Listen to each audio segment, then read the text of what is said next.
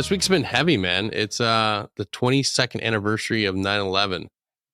And I don't know about you, but now that I'm a civilian, it's kind of a different celebration. It's a different memorial type vibe.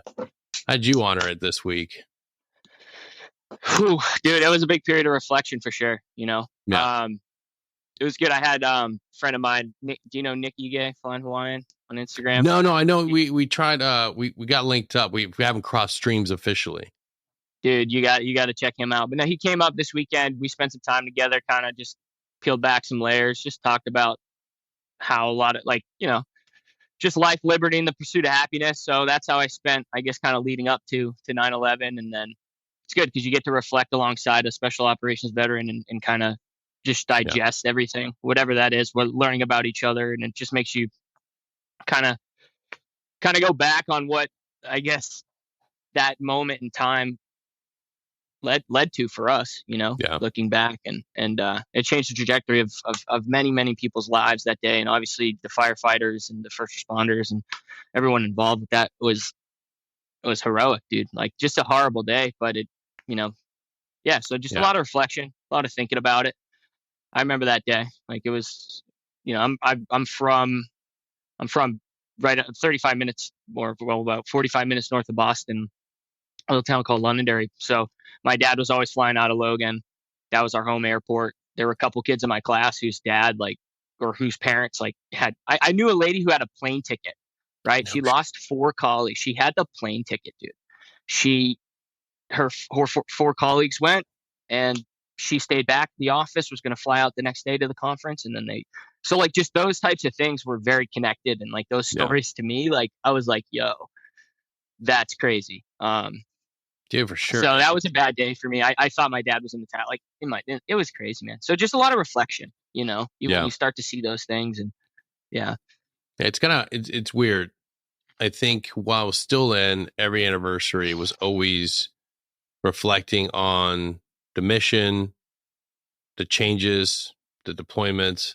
I never really reflected back personally on what it was like being a kid back in the day and seeing the towers, both of them get hit. Saw the first one get hit at home while I was getting ready for school. And then, by the time I got to school, the other one hit, and watched that on TV as well. And it's like, man, it's the first time I realized, wow, that changed the trajectory of everything that, so as a kid, you really don't really formulate a plot or idea, really. And then after that, it was oh, military, call the service. Right. So it's man, it's such a pivotal moment, but it's great to reflect back, not just on obviously the lives lost, the people that put in so much work at ground zero, all the weeks and months afterwards, our first responders. But honestly, it's kind of looking forward too. It's a definitive 100%. end of your military service, which was, it played a huge role that day. And now it's oh, now I can celebrate this, honor it my own way, separate. Sure. Be proud of it. You were actionable, at least from my perspective, as it was one of those things where obviously it unified a ton of people, and it was in all that tragedy, a lot of beautiful things came about it in terms of healing as a nation and healing together, right? And didn't matter people's politics, didn't matter left, right, whatever, indifferent. People just wanted to be how can we rebuild? How can we help one another? And that there, as shitty as it was, that can be AAR and be that's a sustain, right? We can be there again. We can do that again as a country without tragedy needing to happen. We can, you know what I mean? Yeah, that's America, dude. That's America. It's a hard, dude. It's really sad that we can't come together as a nation again. I would say a solid year. I felt it was super patriotic, and now I think it's just so divided, and it's always, I think, we look to unify only when we have a mutual enemy, and that's such a weird thing. It's like we need chaos, or we need to be like pushed up against a corner with an enemy, like a huge threat, to feel like we can all rally around. Like we're so separated these days. Like Yeah. like we can't even enjoy a football game. We can't enjoy a baseball game without separate factions. Like, yeah, I mean, it's tough, right? When we look at the course of what's happened and is what is continuing to happen, right? With sense like those like massive, I guess, impact points throughout history. And I'd say 9/11 being one of that. And obviously we're post 9/11, all the guys that served, the fallout, the bad things that have come about that within the veteran community, the addiction, opioid issues, all of those things that have stemmed from it, like, and all those secondary and tertiary effects of it, we're in a rebuilding phase still. We're still cleaning up rubble from ground zero in a lot of ways. Like that's happening. Generational fallout. Right. And how do we rebuild? And I can tell you right now, it's not going to be by being divisive, right? It's not going to be by treating people like shit. It's not going to be like keep not holding the door, not going out and infecting your community in some way, in just a positive way, right? Like that's what like when I think back, that's this week for me. That's a lot of reflection. It's like based in that, like how can we get to that? How can we actually put the pieces back together? And like now's the time. Like now's the time. Yeah, I think a great aspect of rebuilding is the veteran community not only tying into the greater civilian and general public, but being leaders. And that's the thing that's missing, I think. And I know and again, these views are purely mine. This is Security Halt podcast. Adam is my guest on the show. The majority of these views are mine, but I feel that veterans have been sold an identity, that they're broken, that they're not repairable. And a lot of dudes are still hanging on to that. Recently, I'm very open to what I've been through. I've been through inpatient treatment centers. I've been outpatient treatment, traumatic brain injury treatment center.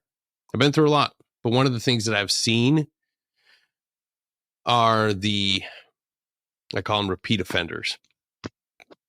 By that, I mean somebody that's been not just to like one treatment center, but like 2, 3, 4, 5, 6 fucking treatment centers. And it's okay. I get it. You need help. You need help. It's not about shaming. But when you don't put down the bottle, when you don't walk away from the identity and build a real identity that's built on freaking real foundation. If you're the guy that's constantly posting pictures of ACU camouflage from your one deployment in Iraq, and you're constantly talking about being a lone wolf or a sheepdog, and you're drinking and drinking and drinking, you're not doing anything to better yourself, your family, your community, and you want to continue being a victim. And like, that's the biggest thing that I'm seeing. That's like, dude, fuck you. Dude, one thing. No, go ahead. No, one thing I tell myself that's like, dude, like glance back in the rear view. Like be excited. Like that's part of your identity. It is part of it, but it is not you. You have to let go, dude. Like cut sling load, start to like build upon what you took from that, the positive things that that made you who you are today. Take those and run with them. The other shit, kill it off, right? In a way. If you like being a warrior, find things that are that emulate that. Live that lifestyle still, but like let go of the booze, dude. Like don't. That's a huge one. I mean, shit got crazy Saturday night, dude. I had a Michelob Ultra, but get the fuck off my show. When I was at my absolute worst, I was drinking all the time. Like that. We're 100% no alcohol. Yeah, dude, Chickalobes, man. But there's nothing wrong with you have a beer or you drink casually. Sure. But when it's your life, when it's your identity, and it's a factor in your issues, like you're not wanting to change. Scott Right. Kinder, great dude, dual coach online. If you're trying to get a PMP or need financial advice, that's a dude you need to hit up. But he said something really profound. When he goes and does coaching, if the person shows up and they don't have an idea and they're not there with, and they say, and they're ambiguous, like, yeah, maybe I need some help. Like, you don't want it bad enough, dog. Right. Mm-hmm. You don't want it bad enough. Right. If you're constantly fucking up and constantly just, yeah, maybe I'll do this. No, you got to be willing to do everything. You got to be Right. willing to do everything. Like, Sure. and it just, to me, like, that's one of the things that we have to kill off. We have to kill that cancer within the veteran community. Like, That's why, oh, go ahead. dude. That's why we do what we do at Non-Standard. Like, it's like, that's why we're supporting athletes. That's why we're supporting people's endeavor to stay elite, dude. Like, Yeah. that's the entire thing. Like, you can't get out from what you did and then just be like, okay, I'm going to be like, I'm just like, I don't want to do anything that was in regards to that. And I just want to drink, like you said, Yeah. drink it away, or not be proactive. Like, you have to take ownership in your own mental health battle to some level, right? Like, Yeah.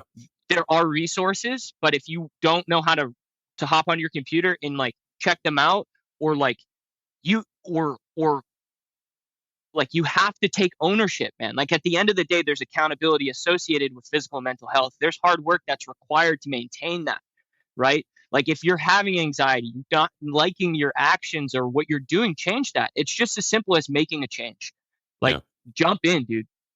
Jump into change, accept change, understand that growth begins with like at the edge of your comfort zone. Like, that's as cliche as it sounds, so cliche, but it is so true. And like, if you can be better than just yesterday, it'll compile, and you will be better. But like, you have to want to be better than yesterday, and like, you have to like embody that. I just want to be better than yesterday. Doesn't matter what it was. Let's just move the ball. Let's move the marker. It doesn't matter, dude. Whether it's a veteran, whether it's just a regular person, anyone. But you're exactly right. Like, you have to have accountability, and that's what we at Non-Standard are about, man. Like, we want veterans to main like challenge, mission driven, and continuing like a way to grow. And we just actually partnered with Bill Henry Brazilian Jiu-Jitsu. We're trying to get veterans in jiu-jitsu. Like, there's a couple great nonprofits already out there doing it as well, like We Defy. So there are tons of resources, right? So if this is something like your people are having an issue with, and we're right now in the process of building out a database and compiling a lot of these other organizations' information that is very specific to what you're talking about. So, like, for instance, we believe in building sustainable coping mechanisms, right? Like, that's what we need. That's what veterans need. They need to be like facing challenge in an overt manner that has a quantifiable success, so that we can continue to build the resiliency muscle and the coping. Like, right, everything's about suppressing our feelings right now. Hey, you're hyper alert. You're having like anxiety. Here's a pill. Rather than, how do we channel that and teach people to cope with that feeling and give them the tools that they need to succeed in that? And that's done through investing in non-standard therapies, like like like the challenge associated. I use jujitsu, right? That's probably one of my favorite non-standard therapies. When I get on the mat, I'm dealing with challenge. Someone's got an arm wrapped around my neck. I'm feeling scared. I'm anxious. Somebody's going to choke me out. So I need to calm myself down. I need, and just being this in my young journey, like as a white belt, but like, I'm trying to address that. And this is the value that it's added to my life, because I can apply those types of thought processes, like when I'm starting to feel overwhelmed throughout my day, right? Where I'm like, dude, a lot's going on. Like, I'm really like freaking, the kids are yelling. I feel like I'm failing as a dad. I'm lonely or whatever. Hey, the arms are wrapped around your neck right now. Like, it's okay. Turn, face the mat, try and address the hand the arm that's choking you. Look for a little bit more air. Calm yourself down. Like, that's how people are going to cope. They learn to navigate their feelings, not suppress them, because our feelings, they're there for a reason. They're a part of us. So how do we learn to see them at it from a different lens, with like a perspective shaping tool, where we start to employ psychedelics to do that for some, not for everyone. It's definitely for specific people, but like, that's another big aspect of that. How can we change the perspective of how people view trauma? Yeah. right? Like, and that's what we need to do. And things like psilocybin, things like ibogaine, especially for addiction, and all of these are doing that. So that's what we need to, like, if we want to attack these issues, bring that conversation out on in the open, be like, hey, and it's starting to, man. There's some great organizations. We just joined the Veterans Mental Health Leadership Coalition, and the time for change is now, right? We just need to own that and accept that, like, hey, we're going to have to be, if we want to attack this issue, we have to remain open minded when it comes to it. Non Yeah. standard therapies are the way right now. It's just that simple. And like, if we are to like own that, right? We want to reduce. Do we want to reduce like suicide? Okay, if we're serious about that, let's look at new ways of attacking that, because right now it's not working. We know it's not working.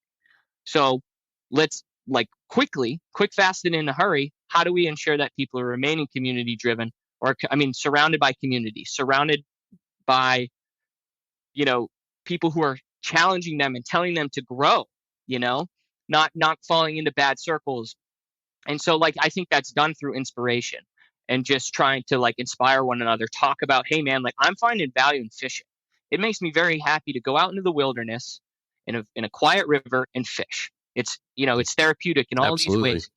ways. Like, presence, balance. And I'm not some, like, perfect mindful guy, right? I do ice baths, and but I'm still working on the meditation piece. I'm not quite like you, and when it comes to just mindfulness as a whole, like, that's something I'm working on. But it takes work, right? It's all about the journey, and life is a journey.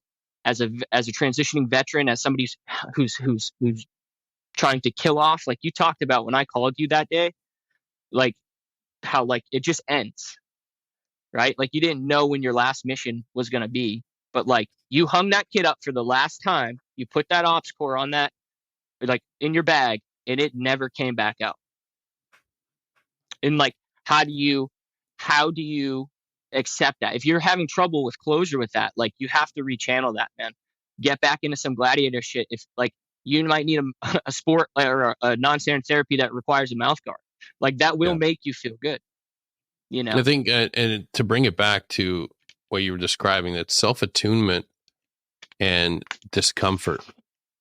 So hmm we have we have developed this model in Western culture here in the United States that if you're in pain, you need to take something.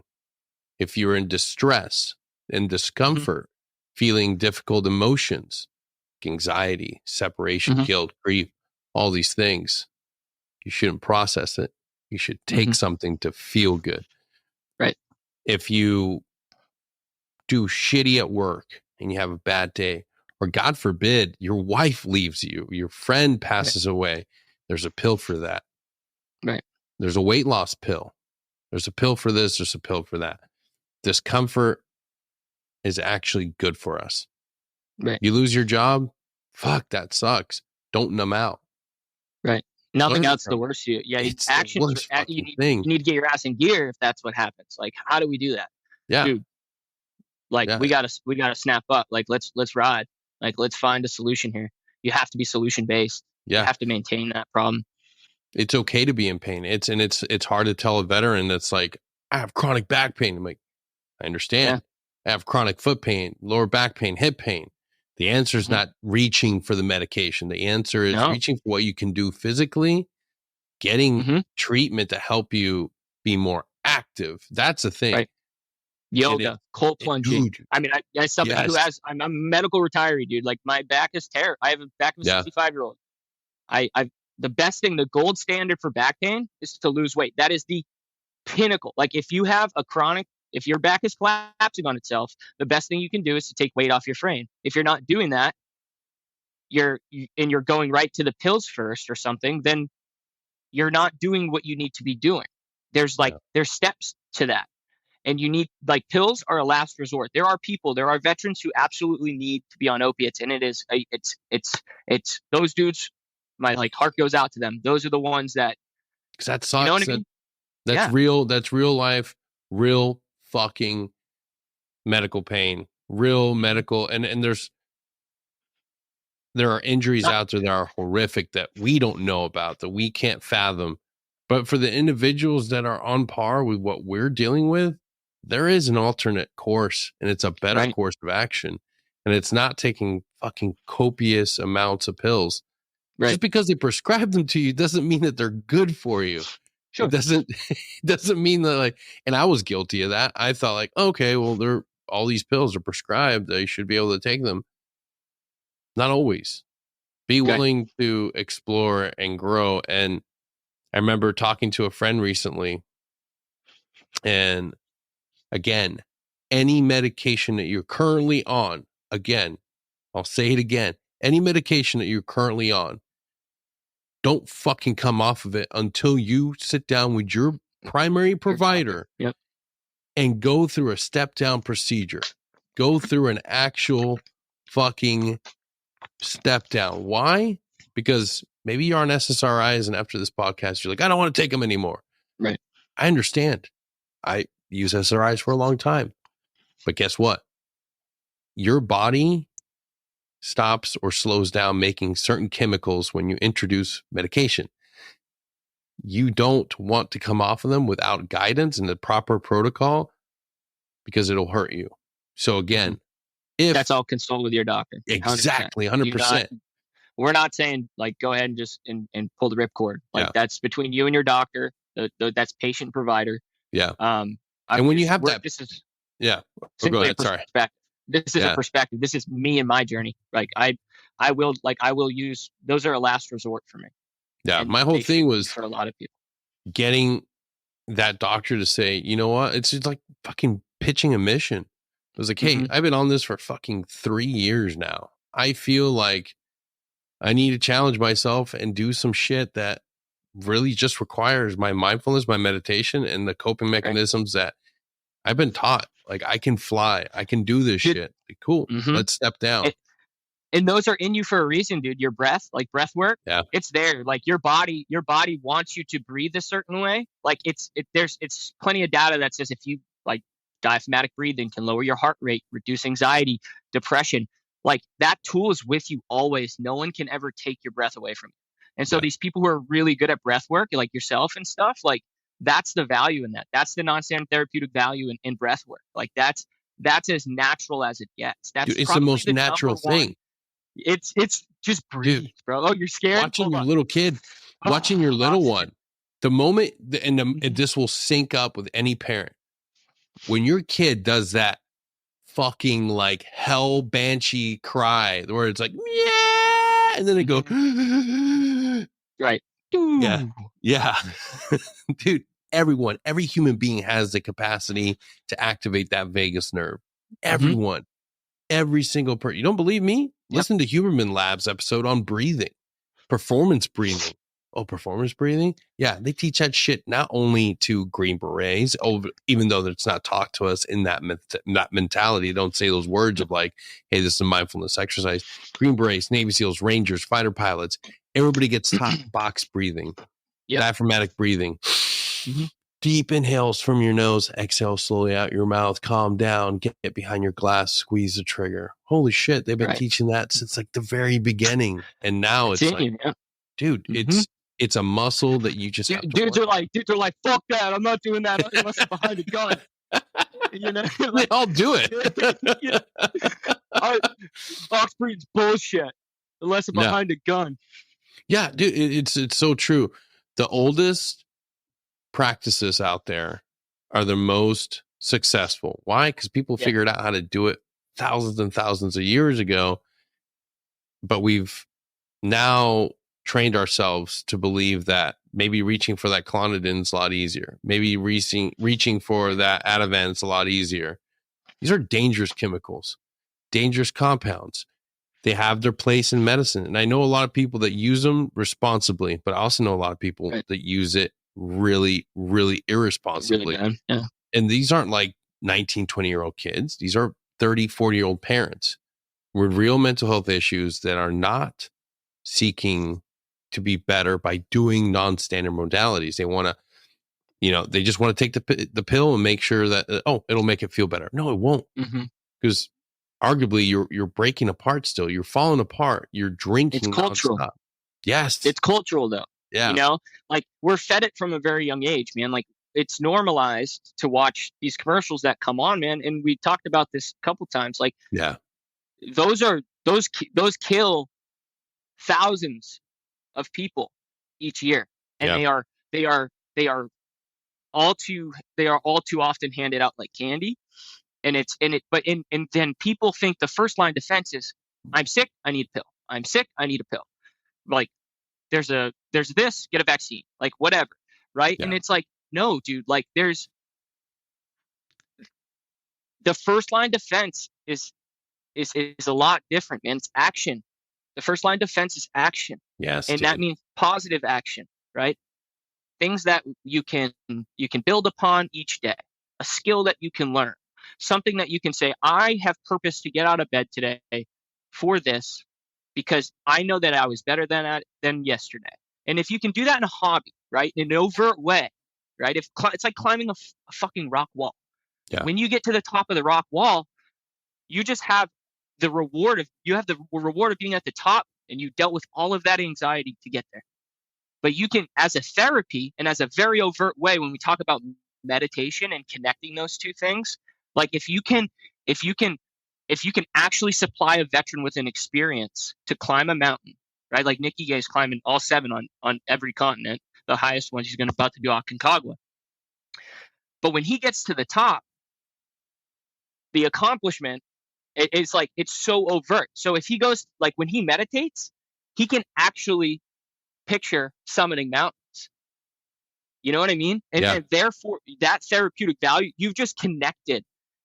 I'm about to blow your mind with some shit. With reality, right? Yeah. And that is therapeutic value, bro. Like that's therapeutic value. Dude. If we can be like, you know what I mean? You just Yeah, check this out. Now, this is a concept that will blow your mind. So maybe, like, for instance, my journey, I'm going to use myself for an example. You get to a point in life where you look back and you were constantly on missions, constantly on, we always had a goal for something coming up, an adventure. Whether it's a base at a CNT or an actual deployment to Afghanistan, you had adventure on your calendar every fucking year. Now you transition. Right. Now you're civilian. Where's your adventure?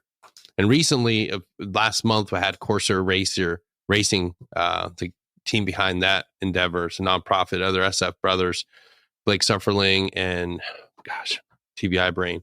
And his team, they're developing a world's longest row challenge for soft members to come in, take part of it. Oh, go ahead.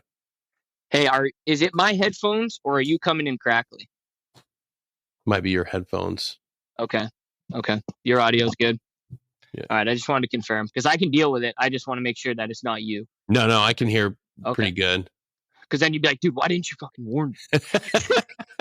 It's a great thing about owning this whole thing. We'll just do it again. We'll do it live. But no, you're good. But yeah, Corsair Racing has this great idea of giving soft members a mission again. And after having them on the show, I realized, holy shit, that's something I've been struggling with. So I gave myself my own mission. I put in some time, developed something that I was passionate about. I grew up in Colorado. Right. I love the mountains. It's been years since I've been back home and done anything. And I'm going to start climbing, and I'm going to start with Pikes Peak. So when I started going through that, I'm like, okay, so how do I build this challenge? And one of the things that I realized is curiosity feeds dopamine in your system. It's a fun fact. If you're curious about a subject, you're going to dive into it. So there has to be curiosity. There has to be a purpose behind it. And you're going to start releasing endorphins, dopamine, and a feedback loop. So the more you research something that you're passionate about, the more you're researching about a goal that you want to go out to, and you're visualizing it. Now you're researching what you need to do. All of a sudden, I have a workout plan. I have a training plan. I have gear again that I need for this endeavor. The amount preparation. Exactly. It all feeds into something. And it's something as simple as conceptualizing an idea that I'm about to be 40 years old. I don't have an organization giving me a mission. I can give myself my own mission. Right. October 2024. That's my day. That's my mission day. Climbing Pikes Peak. Hell yeah, dude. Backtrack from that, and you start planning, and then you start living again. Then you start realizing, oh, I've got a 52-week train up. Oh, I have these mini mountain climbs that I'm going to do by myself. There's people out there that feel so hopeless and so lost, but they don't read. They don't engage. Dude, how can non-standard help you get out there? Can we reduce costs in some sort of way? Oh no, dude, this is all one you? man endeavor. No, dude, let us sponsor you. Let us sponsor you. No, it's a whole internal mission, and the hopes of it is to be able to highlight it, record it, and show people, like, dude, you can find your own mission. You can find your own thing, whatever it is. Maybe it's scuba diving. Maybe it is getting with Corsair Racing, and getting plugged in with them so you can do the world's longest row. I don't like water. I'll tell you right now. But you know what I did right after I had that team on the show? About a brand new fucking row machine. Brand new row machine, and put it in my fucking living room. Shout out to Shane. My good buddy. The first time I saw that concept, I walked into his house and he had a row machine instead of a couch. And I'm like, so what do you do? It's like, if I'm going to sit down, I'm going to watch a TV show, I'm going to fucking row. And I was like, get the fuck out of here. Fucking savage. Like 4 or 5 years later, here I am. Watch a TV show, thing. Bro. That's my morning warm up, dude. Yeah, dude. But it's that simple. The world isn't going to always give you a mission, just offer it to you. You got to come up with that. Find what your passion is. Maybe it's bottom. What do they call that in SF, bro? Bottom up targeting. Exactly. Bottom up fucking targeting, bro. Yeah. You have to find your mission. Like, it's that simple. Like, picture this, man. You're in the ready room, Velcro. Yeah. Boys, nods down. Hey, radio checks. We're getting in trucks. We're doing whatever. Your pre-mission, butterflies, endorphins, heart rate, jack, like all of that, dude. Like, that's like, it's Nick said it well on it. He was like, war's not cool, but it's complicated, right? And it is, man. And it's the same connection of endorphins and dopamine and like that you're trying to chase, right? You need to chase that dopamine when you get out in that same way, dude. Now same thing, right? I'm standing on I'm right before, not in the ready room. I'm in the locker room. I'm tying up my gi. I'm stretching, right? My heart's pumping. I'm feeling good. I'm about to go to have some hand-to-hand combat. Like, I'm reliving that. I'm giving myself that release, right? You are going to, hey, I'm preparing, packing my bags, PCCs, PCIs. I'm weighing, I'm rucking, I'm rowing. I'm getting ready for this mission, right? It's like your pre-deployment, your pre-deployment right now, your workup. Exactly. That's exactly it. Your workup. Like, that's my whiteboard. Like, it is, you have the tools. It's the same thing. You've got, like, right now on my whiteboard over here, like, I have my timeline. I have my next 3 months templated. I have, shout out to Mountain Tough, using their program to get me geared up, ready to go. Because if you really want to do something, you're going to prepare. You're going to read. You're going to dive in. You're going to study this shit and be passionate about it. Same thing with starting a podcast. Same thing with starting a business. What we are lacking in our veteran community is curiosity. It's curiosity, the ability and drive to just read, explore something. I've met so many fucking people with amazing fucking drives and ingenuity in the course of this project. It blows my fucking mind. I never thought I'd meet other Green Berets that are like, you know what? We're going to come together and we're going to row across the fucking ocean. Or I'm going to come together, just me and my wife. We're going to get fucking ice barrels for veterans. We're going to help fucking end this suicide by giving people non-standard modalities. Like, but it's that curiosity. And if we have it, how do we spark in others? How do we fucking tell people that, dude, the greatest generation, and this is not, I have to preface this because people are very passionate about our World War II veterans. I am too, our Vietnam veterans. It's our turn to be the greatest generation. It's our turn to pick up where they left off. Those Right. dudes came back from fucking a world war. They didn't Yep. stop. Right. They picked up fucking school. They picked up how to be a business owner. They picked up how to fucking be a fucking father, a mentor within communities, and they built things. There are Yep. institutions that were built during that time that are still around. Right. People were willing and able to leave a legacy. What's going to be our legacy? I don't want it to be that I died because I couldn't get over my drinking. I don't want that to be my fucking legacy. I don't want my Right. legacy to be that I burnt out. I had a flash in the pan moment and that was all I was able to do. If I can fucking help save one fucking veteran and then that dude can help save another fucking dude, and that's a beautiful fucking legacy. But that's not enough for me, dude. I want to continue fucking climbing. Right. Like metaphorically and figuratively. I want to keep fucking going. There's something out there.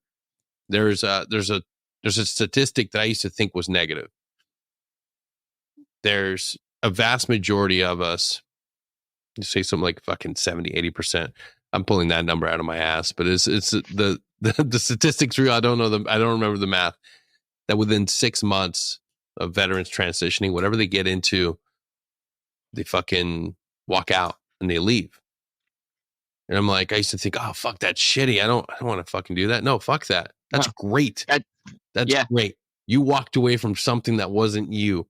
Keep For sure. fucking driving. And there's so many dudes. I always use this fucking analogy. Don't be the guy working at the fucking cheese stick factory or fucking the food processing plant. Don't be that guy. Not shitting on any job, but I'm telling you, you're better than that. You deserve more. You're a fucking leader. Go lead. Go somewhere. Dream again. And I know reality is that we're in a bad financial state as a nation. Inflation's to the fucking roof. It's hard to put food on the fucking Right. table. But I'm telling you, there was a moment in time where fucking dudes were betting on you to get him out of a difficult situation. There was a moment in time where fucking all the chips were fucking on the table and you fucking had to make something happen.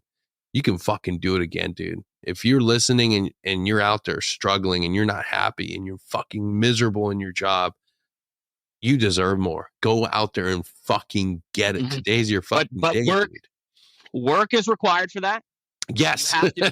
You have to be ready for work, and you have and dude, like and be ready for a journey, and understand you're not going to be perfect, right? Yeah. Like, I'm not perfect, dude. I'm not like the dude who's like, this is how you love your wife. This is like, that's not what I'm trying to be. I'm trying to say, like, you have to walk through the door at least Yeah. if you want change. Like, walk into the door, see what's on the other side, pie the corner, even. Yeah. Pie the corner and see where it goes, man. And they Like, commit and go into the unknown, dude. Fucking send it, bro. And it's like kind of a call to action too. Like, there's so many people who want change, right? They want change in the veteran community, and we it's like, yo, let's keep rolling that ball forward. Like, we can be advocates for our own change. Our voice matters, man. I was just looking at some data as part of the Veterans Mental Health Leadership Coalition through the Benson Strategy Group. Just did a wonderful survey, basically focused on the bipartisan support on the political spectrum in terms of psychedelic therapy, cannabis therapy, equine therapy, all these other non-standard therapies that are that should be like widely funded. And on both sides of the political spectrum, in regards to veterans themselves advocating for their care, how does the public support that? And really, what the data says is the public is looking for veterans to solve those issues, because bipartisan support is huge. Yeah. So that tells me that, like, yo, they're leaning on us to be like, hey, the people who've seen the worst shit in the world, like, you've gone to war, you've seen death, you know how bad things can be, and you're dealing with trauma, the people who are finding success, what are you doing? And how do we recreate that? And how do we subsidize that to enhance the therapeutic effects of that? Right? Like, that's what we need. That's where the change needs to be within the VA system, dude. Like, on-site cold plunging. Dude should be able to get chillers and cold plunges. People should be getting gym memberships. People need to be, like, how do we stipends for gym equipment, things like these. Like, that's if we want to make an impact, that's what needs to start going Like that's where funding needs to go to. And like I said, the data that came out is like supports that, and it's like, hey, man, we are looking. Society is looking. A mentally ill society, right, is looking for veterans to pave the way forward. That's all that says to me. Like, keep doing what we're doing, man. Like, that's it. And if you think there's change, you think there should be something where we're lacking, like that's the point of a free country. Yeah. Speak your mind. Have the gut to do it. And then do it in a positive and constructive way. But like, if you see a hole or something works for you, share that with somebody, man. Like, hey, don't be afraid to say I use cannabis instead of opiates. Like, that's nonsense that we can't talk like that. It's Yeah. nonsense that people say it's taboo, right? It's just But like, like, it's okay that yeah. it's okay that pharmaceuticals are advertised to my children on YouTube. Yeah, dude. And so like, so these are the discussions that the the Democrats and Republicans are looking for veterans to start Yeah. solving, right? Like, I want hey, veterans, please, if it's a sustainable coping mechanism, please take the forefront on that and charge that ball forward, and we Yeah. will be behind. That's what the Yeah. American public is saying. Absolutely. And that's a perfect plug for Integrative Performance Labs, my newest endeavor. I have found great healing and mindfulness, and it's giving me not just a responsibility and understanding that I can control my internal chaos, I can manage my emotions, I can understand what I'm going through, but it's allowed me to teach others and give others the same tools that are free of cost. It doesn't take anything to teach somebody to breathe. It doesn't teach anybody to sit still. Now, you got to put food on the table. You got to be able to pay your own bills, and that's what Integrative Performance Labs is. And there's about to publish some more stuff on it, but that's my biggest thing that I've been doing now. I've been working with my co-founder, Dr. Megan Vaughn, for a while on this. We are launched. We are taking it around the nation now. And if you find yourself questioning how you're dealing with stress, burnout, and performance issues, and we'd like to try something new, hit me up at denny@iperformancelabs.com. And I have a program that I think you might find useful. But I'll plug it some more later on down the road. Let me get back to the gentleman at hand right here. I want to bring up one thing that you were just talking about that I haven't been able to talk about in a serious manner, because it's always brought up with undertones of joking, and there is some room for that. But cannabis is not a tool that people are willing to talk about, much like church. I find it incredibly hard and incredibly it's difficult to openly talk about faith and marijuana. They're both, and here's the most beautiful thing. My doctor that prescribed me cannabis is a man of faith, is a man that works at a church as well. I'm not going to give his name or what church he goes to, but that blew me away when I sat down across from this man, because I just recently, within the last 4 or 5 months, got my medical marijuana card here in Florida. Nice, dude. Nice.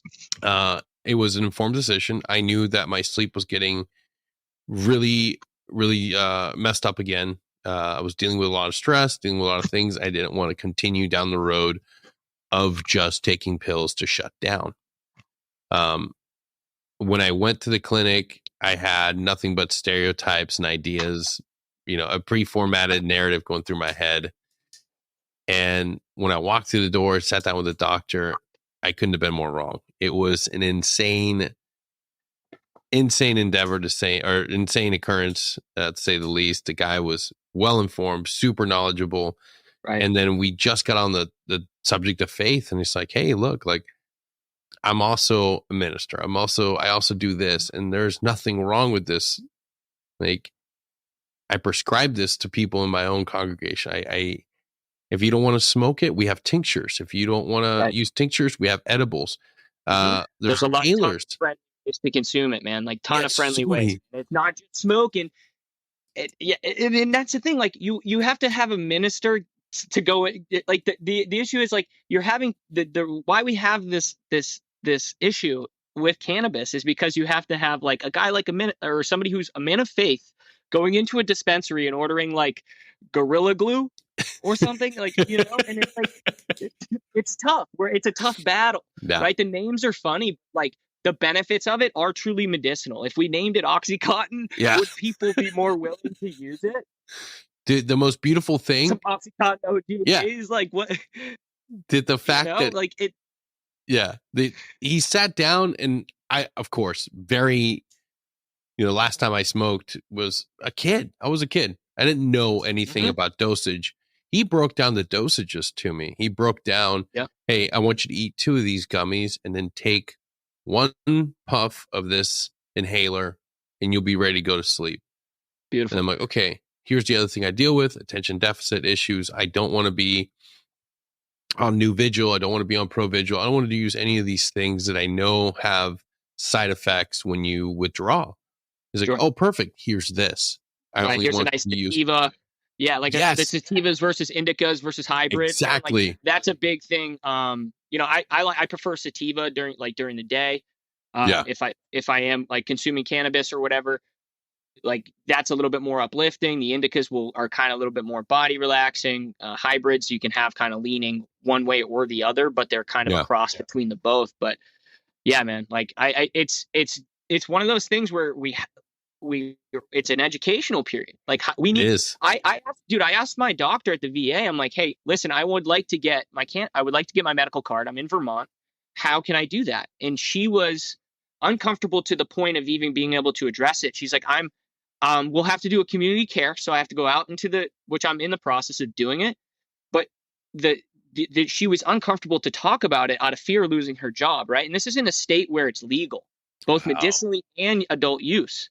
So what disappoints me about that, and like this is and I'm not, she's an amazing care provider that not every doctor has the answers, but once again we're up against kind of this this Yep. culture shift, right? But the VAs need to start looking into how can we educate on this stuff. Like this is one who gives, yeah, it's a Schedule 1 for now, but like that's not long for this world, whether we like Correct. it or not. So let's be proactive now. Let's find ways so that when we all this litigation and all the words and stuff are where we need them to be, so that we can actually impact the opioid crisis in this country and things like that by using cannabis to supplement that, we can just fall into place. Like Yeah. the VAs need to be talking about this. Why? Because doctors in the VA system, like you need to advocate for your patients. Your patients want this. They're scared to talk about it. The doctors are scared to talk about it. That sounds like a system that's set up to fail, right? Like Yep. medicine is evolving. Everyone knows it is. Medicine changes continuously. We do not have all the answers. We know nothing really of the human like of the human brain still, Yeah. right? It's outer space. We I are mean, just think of it this way. When we were kids in high school, they would still preach that you can't repair or change the brain after a certain age. Now we right. know that neuroplasticity is a real thing and you can heal the brain. And psilocybin from mushrooms has a Yep. huge influence in developing new neurogenesis and new pathways, new trains of thought, new connections. Like those for people with TBIs can unlock amazing things if we just continue to invest in researching that. Yeah. Right? Like I microdose all the time. Right? Dude, it's such a powerful thing that I've seen and I had a recent Not all of the encounter. time, but when Yeah. I had a recent know, encounter at I had a great encounter with several friends that have been able to microdose and then utilize it on a daily basis. right. And it's insane the mental clarity that they Mm-hmm. show now versus before. The person that they were versus the person they are now, vastly different. And Right. that's, I don't care. That's anecdotal. You're only hearing it from me. Right. If you are also hearing it from podcasts and from different talk shows, go do the research. Meet Right. somebody and talk to somebody Sure. who's gone through it. And you'll have the same experience I had. It's Yep. profound. I There's know no it's not a denying it, miracle dude. cure, but it is very, very successful. Exactly. It's not for everyone. These tools, like psilocybin, is not for everyone, right? But it's also like it requires education. Everyone's like, Yeah. hey, stigma. We need to reduce the stigma about talking about mental health, but we also need to reduce the stigma about the non-standard therapies that are associated with it. So, like when it comes to psilocybin, for instance, like we should be we need to talk about its value and be okay with talking about its value, Yeah. because they will profoundly impact the community, and we have to be able to explore that, right? And to be able to to just truly start to employ it and start to find ways to do it. And the way it's going to be done is by people being comfortable with that discussion. And right now it's not happening, like Yeah. within the VA system. Like the people with MD after their name need to be advocating for their patients based on common sense. Like we know opiates kill over 80,000 Americans each year. We know cannabis does not. Like that's black, and like whether the data comes out on the other end is increasing, psychosis in people or whatever.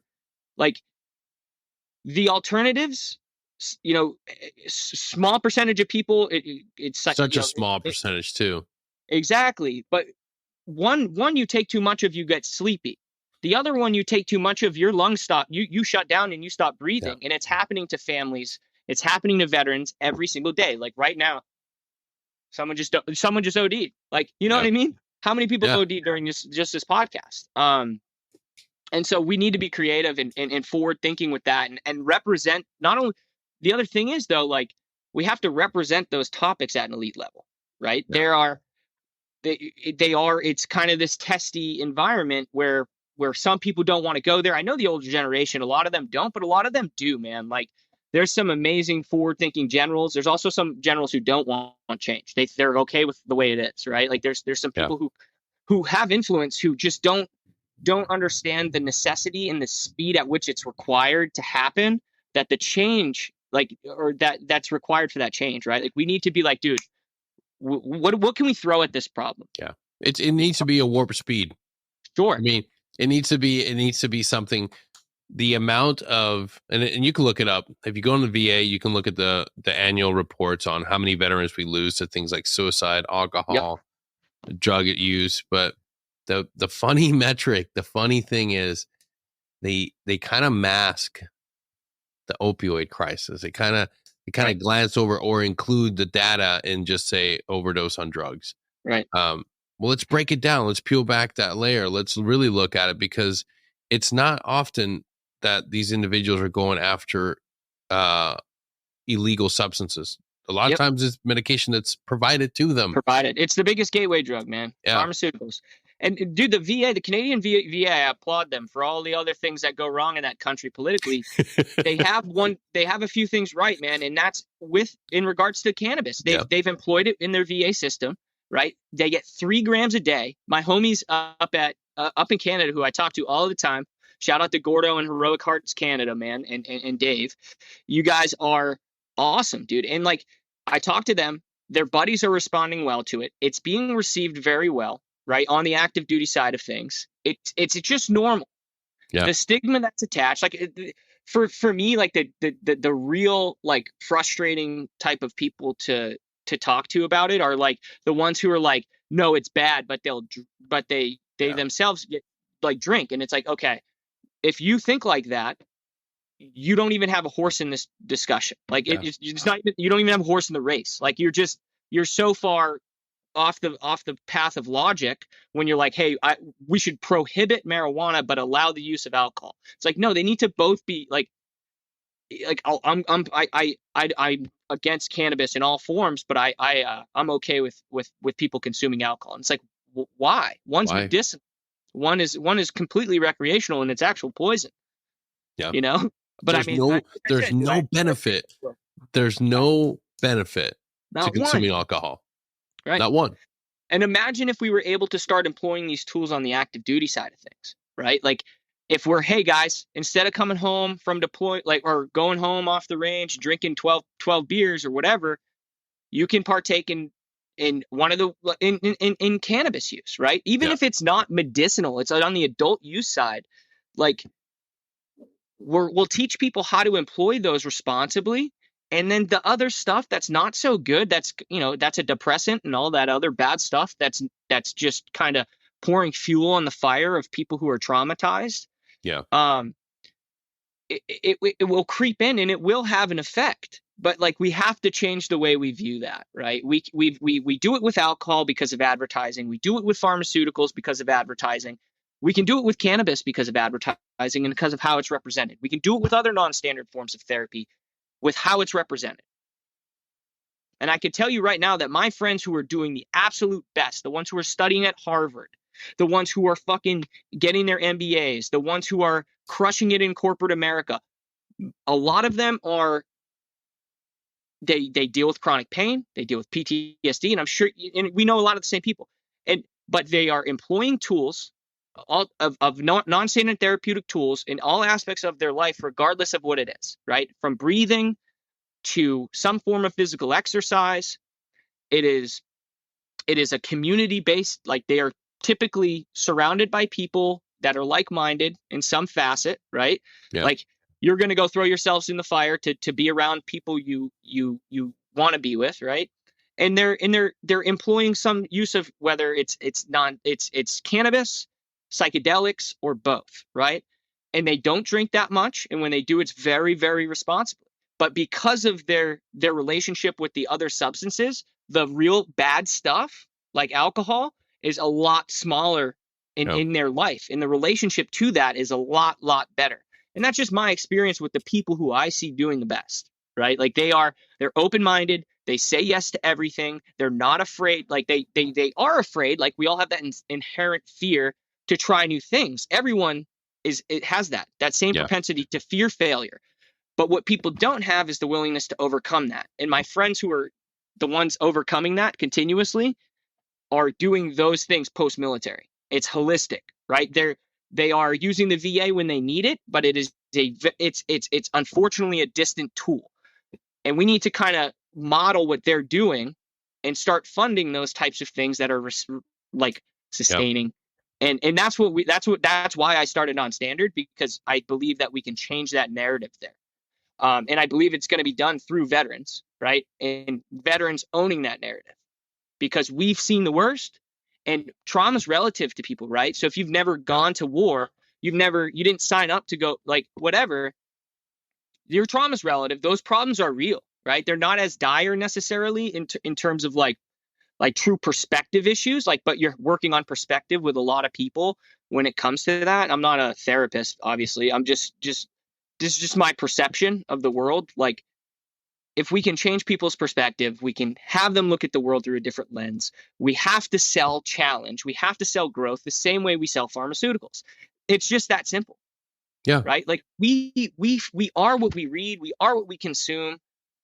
And 100%. and we need to sell it like that. And if we invest in selling it like that, man, I'm sure some politicians could still get rich off it, but like, it will make an amazing impact.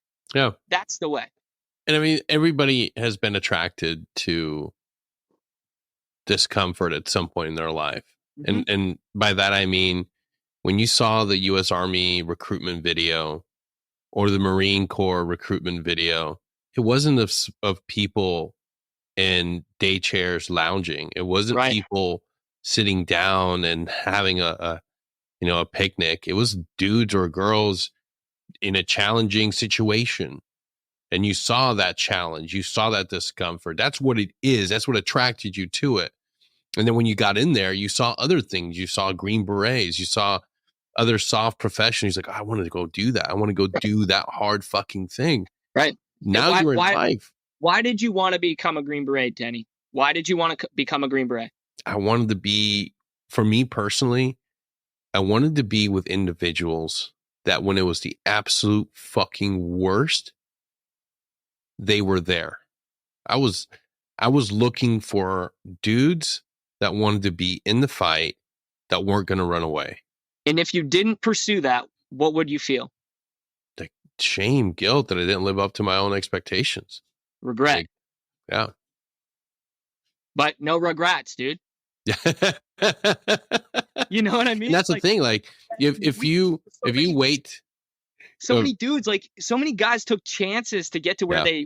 what they did in the military. And then they like, it's like, don't peak when you're 30, man. Like, you know, you got a lot of Yeah. life to live. You can get to an elite thing in your life, or elite level of happiness. You can maintain, like you can make it out of where you are, because when you were literally crawling through the mud at Ranger School or wherever you earned your keep in the military, like you overcame it then in a Yeah. direct way. You can overcome it now, like metaphorically, you know, when you've done it physically. You just need to kind of bring things back full circle with that, Yeah. you know, and find that It's, challenge and embrace it and be okay with it. Be okay with being cold, wet, and your feet yeah. killing you blistered up. Like, You're not out of the metaphorically. fight at 30. There's this crazy idea that because you're late 30s, 40s, 50s, like, oh, like I can't do all those things. I'm like, you are fucking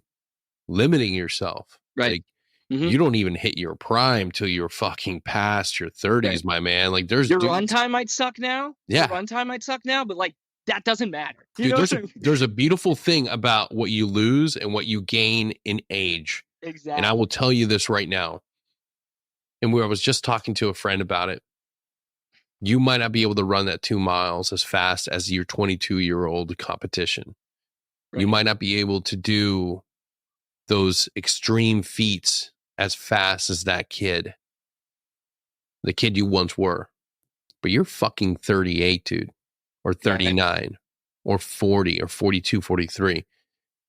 You still have a fight in you. You still have fire. You know what Mm-hmm. else you got? You got knowledge. You know that the best fucking like a way to phoenix approach, from the ashes, dude. bro. You know the best way to You know what I approach mean? that mountain isn't to go straight the fuck up. You Right. know you got to Gotta take navigate. switchbacks. Yeah, You know you dude. got to friggin' hydrate properly and stretch and do this, and this. Yeah, that fucking kid can put the ruck on and just go balls to the wall. Yeah, and just dude. keep going. But once he gets to the fight, he's gonna be fucking dog tired. Every good senior leader I ever fucking had was older than me at, like, you know, in their 30s, mid 30s, late 30s. And I saw them, like, oh, fuck, they're old. I don't want to be like that. But then you saw the fucking graybeards, the dudes that were fucking old and still elite. And you're like, holy shit, like, right. How do I get to that? And it's, they just mean they train. They train, yeah, they live. It's all training. It's training, right? Yeah, it's training. Yeah. You know, you prepare yourself for combat. Like, and this goes back to comparing like physical things you've done to the metaphorical things of life. Yeah. Right? Like, how much time did you spend when you were in the warrant officer course just studying, just grinding? Non-stop. Like, right, non-stop. How many times did you do that when you were going through the Q course? Fucking, like, non-stop, right? But that same, like, that same unbalanced part that you had to embrace at, like, to achieve what you needed to achieve in the military needs to be applied to your life at becoming balanced. Like, if there's one thing in your life, dude, fucking unbalanced about, it's trying to become balanced. Yeah. I don't know if I ever will be, man, but it's a process, right? Like, that you said it right there. You never will be. You never will be. You just go through life. Yeah. My wife is so good at this, dude. She's just like, yeah, you know, and she has just a great perspective. She's even keeled. She's just approaches life how I would like to be emotionally, right? Yeah. And she's one of my biggest supporters. Obviously, she's been through our 12th anniversary is October. Marriage, bro. I'm 30. Nice, dude. I'm 32 now. Like, we've been married for a grip. You know? You're so young. Yeah, dude. And you know, but it's like those things that we try to achieve in life we're gonna end up getting we're gonna get deterred from. We're gonna get off track. But like, as long as you don't quit, dude, like, as long as you don't quit, the same way you didn't quit at Ranger School, the same way you didn't quit on your homies in combat, like, you will be fine. As long as you strive to be better than yesterday, every single day. It doesn't matter what that looks like. Some people's starting point probably looks a lot different than other people's. Yeah. But hey, man, those are the cards you're dealt. Fucking play them and ride, bro. Let's go. Absolutely, man. I think a perfect way that the end this episode is just, again, reiterate to the audience, whoever you are, wherever you are in life, we're meeting you where you're at right here. And this is a call to action to you. Life is not going to be easy. It's Right. not meant to be. It's meant to be hard. It's meant to be full of challenges and rainy days and gloomy days. But it's also meant to be fucking beautiful. And the worst shit that you've been through is going to amplify the wonderful things that are ahead of you. So stop living in yesterday. Stop feeling like your best days are behind you and realize they're not. I don't care how old you are. There's beauty right around the corner. You just have to be willing to engage in the discomfort, live in the suck, Right. enjoy it. Microdose perspective. You know what I mean? Fucking microdose perspective. It like, get out there and do a challenge and complete it. Yeah. Doesn't matter what it is. Sometimes getting out of bed is just that challenge. Yeah. Or if you want to take up my challenge, we're going to be at Pikes Peak, October 2024. Come on board. Let me know if you want to join. I will give you the training plan that I am using. The nutritional plan is super simple: chicken thighs, white rice, and hate and discontent. So like we know what we need as veterans, dude. Nobody knows better than the veterans themselves. Like, hey, this is what we need. Take us seriously. If we're asking for this, it's because it needs to happen. Like, and there's a lot of people who are getting caught up with, well, where's the research? And it's like, dude, somebody needs, like, it's happening. It's happening. It's going to take time, but we need to be a little bit more quick, right? Yeah. Like, and there is research. The VA right now has a free program to help veterans become peer-to-peer mentors. Exactly. It's out there, and they realize it because there's a shortage. There's a shortage of mental health providers. So there's tons of white paper studies on this. Yep. I know the pain that you carry in your heart. I know the consequences of having to do some really bad fucking shit in order to make it out alive. And I know that you understand the pain and the shit that I carry on my shoulder. It's a language, dude. It's a language. It's a language. It's the war. It's like the warrior language. It sounds cheesy, but it's true, right? I can't talk to somebody who the same way, like you spend half the time explaining to them what your job was. Like at the you're at in a lot of times, if that's your provider, guys are like, dude, no way. But how, like, the peer-to-peer support group, and then they're like, hey, this is like a mental health professional. And like, sure, but it takes a very unique person to understand what's needed. Because honestly, a bro sesh, dude, sometimes is enough. And like that to me is, it's so, like, when I can call you, like, and I can just talk to you, Denny, and we speak the same damn language, man. That's why language is important when you go to go immerse yourself in a culture. It builds bonds, it's happiness, etc. It's the same thing, right? Like, it's the same thing. It's a language, man. If people understand, people know, man. It's different, you know? Yeah, dude. And another shout out to our Sunday programs, our peer-to-peer support group through Security Halt. If you're feeling down, dealing with something heavy, want to engage with people that are going through it, and maybe have a better perspective than the echo chamber you're in, check out our peer-to-peer support program. It's every Sunday from 5 p.m. to 6 p.m. Central Standard Time. It's free of charge. Come as often as you want, or you don't have. There's no requirement to show up. There's no requirement to come back to back. Show up once, show up twice, whatever you want. It's free. You get to vent and share with other veterans. But yeah, check us out, securityhalt.com. Go to support group and get a ticket today for the next Sunday session. Adam, again, thank you so much for being here, brother. What you're doing is amazing. Please give us a shout out to your website and your social. Yeah, you can find us at nonstandard.org. You can donate there, or you can sign up to be on our manifest. Right now, we're providing 100 veterans with cold plunges. We're at cold plunge number 30 right now. We also are on Instagram at nonstandard vets, LinkedIn, nonstandard 501c3. So yeah, check us out. Thank you. Nice. All right. Take care, everybody. We'll